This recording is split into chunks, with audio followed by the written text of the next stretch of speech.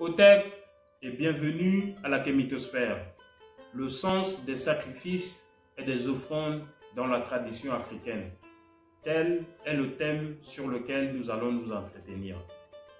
À travers ce thème, nous allons voir pourquoi les Africains font des sacrifices et des offrandes.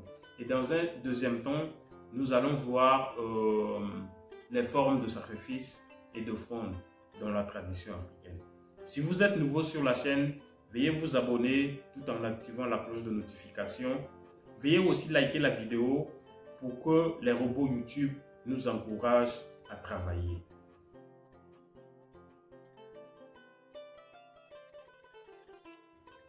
D'entrée de jeu, nous allons rappeler le concept de Dieu selon la spiritualité africaine. Selon la spiritualité africaine, Dieu est énergie. Et Dieu fait usage de cette même énergie pour créer l'univers, c'est-à-dire les plantes, les minéraux, les animaux et les êtres humains que nous sommes. Et donc, chacun de nous, que ce soit les plantes, que ce soit les minéraux, que ce soit les êtres humains ou les animaux, nous avons une parcelle de Dieu en nous. Donc, nous sommes des êtres divins, ayant une parcelle de Dieu. Nous sommes des miniatures de Dieu.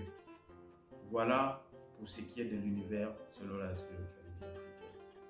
Cela veut dire que Dieu, de façon perpétuelle, fait usage de son énergie, non seulement pour continuer à créer l'univers, les constituants de l'univers, mais aussi pour maintenir le fonctionnement de l'univers. C'est-à-dire le jour où Dieu arrête de travailler, c'est que l'univers ira en chaos. Voilà la conception que les Africains, sinon la spiritualité africaine, a de Dieu. Contrairement aux religions dites révélées, où Dieu est un être assis au ciel, brillant, d'une voix terrifiante, qui est colérique et parfois hyper jaloux, pouvant aller jusqu'à condamner certains peuples, les réduisant en esclaves au détriment des autres. Non. Dieu, selon la spiritualité africaine, n'est pas cela. Il est énergie. Il est même androgyne. Il est mâle et femelle. Dieu, selon la spiritualité africaine, est mâle et femelle. Et donc, à partir de cette conception de Dieu, il faut comprendre que, comme Dieu travaille de façon perpétuelle, Dieu s'affaiblit en travaillant. Et cela fait que les Africains trouvent nécessaire, par moment, de redonner à Dieu ce qu'il nous donne à travers la nature pour qu'il reprenne les forces afin qu'il continue son travail.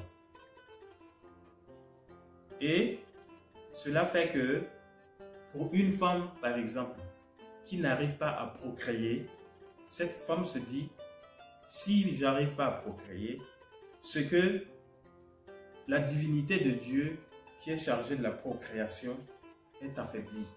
Et donc, je vais renforcer l'énergie de Dieu afin de pouvoir procréer. Et cette femme va faire des sacrifices, des offrandes. Aussi, dans la tradition africaine, les ancêtres sont des intermédiaires entre nous les vivants et Dieu. Ils sont des intermédiaires. Ils sont une croix de transmission entre Dieu et les humains. Et par moments, ils peuvent s'affaiblir. Et pour ça, de façon spirituelle toujours, l'Africain, lui, donne. Ça peut être de la nourriture, ça peut être une boisson, ça peut être de la viande à travers un animal pour que ce dernier reprenne des forces et continue à interagir auprès de Dieu pour son bien-être. Les ancêtres intercèdent auprès de Dieu pour le bien-être de ceux qui vivent sur la terre.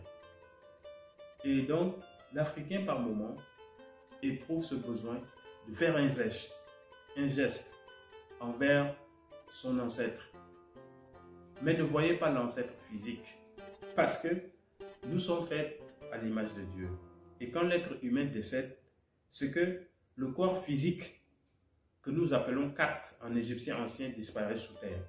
Il y a l'âme que nous appelons Ba. Lui s'en va dans le monde invisible. À travers la pesée du cœur, si le Ba est jugé bon, c'est-à-dire les bonnes actions de la personne a primé sur les mauvaises, ce que le bas de la personne fusionne avec Ra, avec Dieu.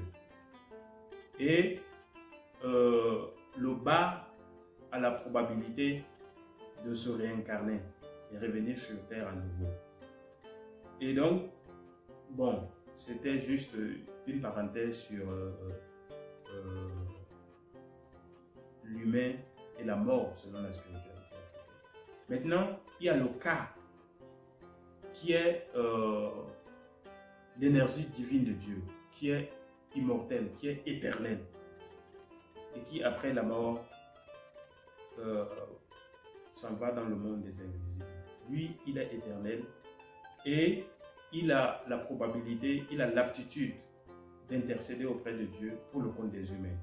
Et donc, quand l'Africain invoque l'ancêtre, ce n'est pas l'ancêtre physique que nous avons connu sur Terre, mais en réalité, c'est Dieu. Voilà ce qu'il faut retenir du concept des ancêtres.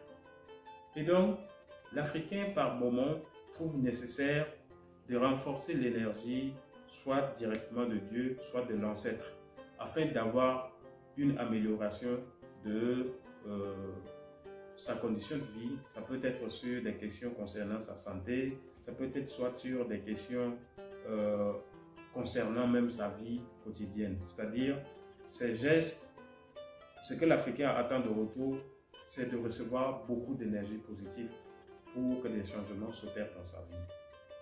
Voilà un peu le sens des sacrifices et des offrandes dans la tradition africaine. Maintenant, le deuxième volet, et nous tendons vers la fin de la vidéo, c'est que les Africains, les formes des sacrifices et des offrandes, de façon, pour ceux qui ont peut-être vu des maîtres traditionnels en train de faire des rituels, que ce soit de façon virtuelle à travers des vidéos, des lives ou de façon physique, c'est que la tradition africaine fait usage de la nourriture, des boissons, fait usage des encens, fait usage des animaux pour des sacrifices.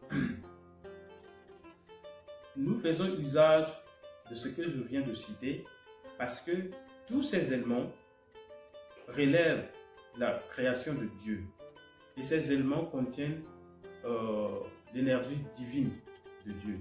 Et donc, le fait d'utiliser ces objets pour des offrandes et des sacrifices veut dire que on a redonné à Dieu l'énergie que Dieu a utilisée pour le monde. Est-ce que vous comprenez ce que je suis en train d'expliquer? Et donc, les Africains font usage des aliments, des objets, des animaux pour des sacrifices. Mais, en fonction des problèmes et des besoins, il y a des animaux adaptés. On ne prend pas n'importe quel animal pour des sacrifices. Et pour ça, les maîtres traditionnels pourront vous donner beaucoup de détails. Et souvent même, vous pouvez remarquer, avant que les Africains ne font usage d'un animal pour des sacrifices, c'est que ils expliquent même, ils prennent le soin d'expliquer à l'animal la raison, c'est-à-dire la nécessité de prendre sa vie. Et ils demandent même pardon à l'animal avant de lui prendre la vie. C'est-à-dire, selon la spiritualité africaine, les animaux, la vie animale et humaine ont la même importance pour ce qui est de l'équilibre de l'univers. Donc, ils avaient autant du respect pour la vie des animaux que autant du respect pour la vie des humains que nous sommes. Et aussi, je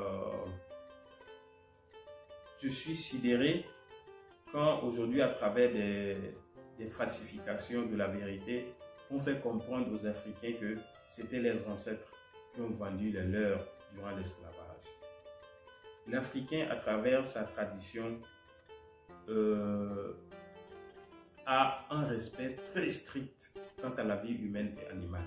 Nos ancêtres sont totalement incapables de façon volontaire de vendre les leurs.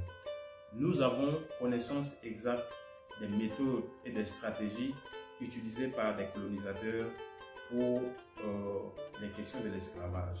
Mais nous allons prendre un rendez-vous spécial pour étaler ces stratégies et ces méthodes pour que ce soit clair pour la compréhension des uns et des autres.